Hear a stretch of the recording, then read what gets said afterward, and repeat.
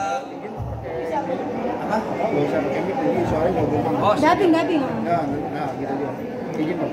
Ya. Ntar dimatikan dulu, dimatikan. Oke, assalamualaikum warahmatullahi wabarakatuh. Selamat datang kepada media, kawan-kawan media cetak dan elektronik termasuk online. Hari ini kami baru deklarasi Partai Usaha Kecil Menengah, disingkat Partai UKM, sebuah partai baru di era modern di tengah pandemi dengan keterbatasan. Kita membangun partai ini. Kita memiliki visi mewujudkan Indonesia bahagia untuk meningkatkan kesejahteraan bersama. Dan kita memiliki basis politik para pelaku UKM, koperasi, termasuk pedagang-pedagang pasar kaki lima, dan komunitas media, komunitas perempuan, komunitas disabilitas, dan perempuan. Nah, selanjutnya akan saya perkenalkan ketua umum saya yang tadi sudah melakukan pidato politiknya, dan insya Allah ke depan kita akan lolos verifikasi, mengikuti tahap verifikasi HAM, verifikasi KPU, dan doanya Pak Yai tadi lolos PT parameter nasional. Monggo kepada ketua umum untuk bisa menyampaikan kepada media. Ya. Buka ya biar dengar suaranya. Terima kasih. Agak sedikit Pak. Syukur alhamdulillah baru kita ini mengumumkan tingkat nasional Partai UKM ini seluruh Republik Indonesia melakukan rapat pada hari ini ya kasihnya, bahwa Partai UKM hampir sudah 32 provinsi.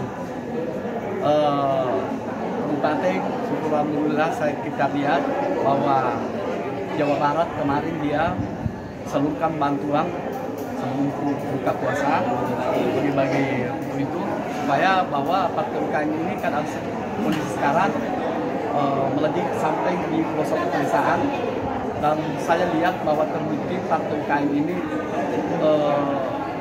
anggota partainya sangat luar biasa, pelaku UKM semua termasuk pedagang kaki lima, tukang ojek, tenaga kerja.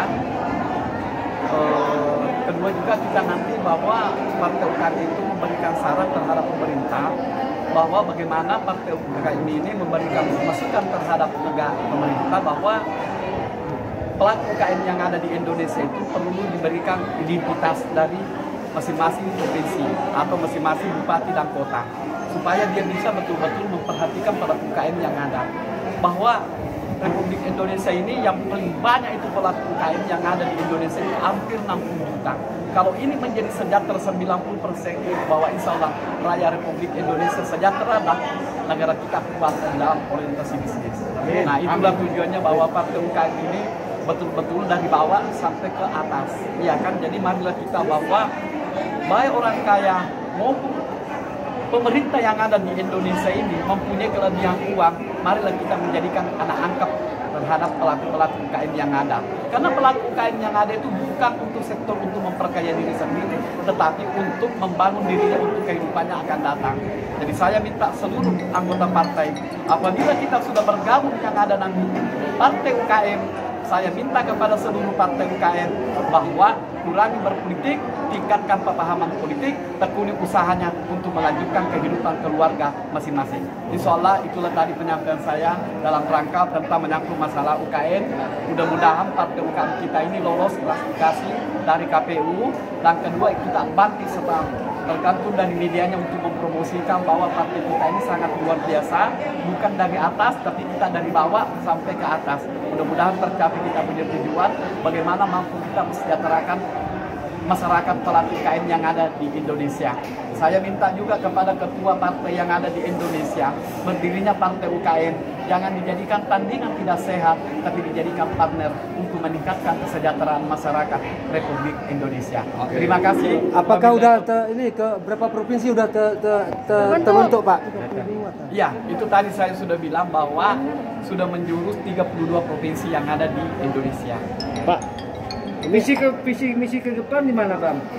Ya, justru itu tadi saya bilang mengatakan bahwa misi ke depan kita ini betul-betul memberikan motivator terhadap pengusaha kecil yang ada, supaya partai kita ini bisa dilirik oleh partai-partai yang lain, partai-partai juga yang mendukung bagi kita punya program, mendukung kita punya, kan kita ini partai motivator memberikan semangat pada UKM yang ada.